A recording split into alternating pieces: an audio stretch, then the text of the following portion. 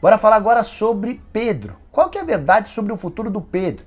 Vocês devem ter acompanhado no meio de semana que a mãe do Pedro, depois do jogo, ou durante o jogo contra o Palmeiras, ela foi ao Maracanã e chorou, porque o filho não teve oportunidades. Pedro, que começou a partida contra o Atlético Paranaense na Arena da Baixada, tocou pouco na bola, não teve muitas chances com esse time reserva do Fla. Pois bem, essa história da mãe que chorou ainda repercute. E na manhã desse sábado, o Flazoeiro, jornalista que cobre o dia a dia do Flamengo, tem um dos canais mais bombados do YouTube, assegurou que o Flamengo topa vender o Pedro, mas criou duas condições especiais. Pro mercado brasileiro, o Pedro só sai pelo valor da multa rescisória, ou seja, não vai ser vendido.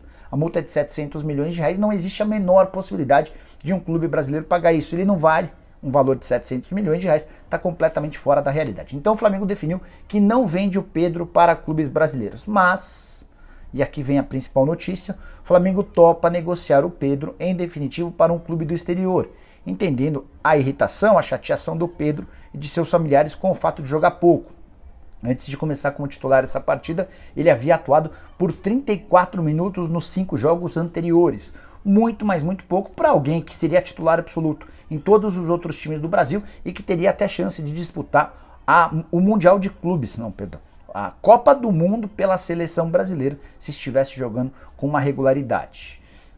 Quanto vai valer o Pedro sendo reserva e atuando pouco? Ou nos momentos em que entra como titular sem ritmo de jogo?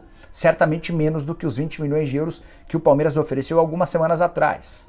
É bem verdade também que o Flamengo havia gasto bem menos do que os 20 milhões. Pagou 14 milhões de euros à Fiorentina, pagou é modo de dizer, né? Pagou as 3 primeiras parcelas, ainda restam outras 3 parcelas. A tendência é que Pedro seja negociado com o time de fora. Lamento, Pedro seria certamente uma grande atração para o futebol brasileiro.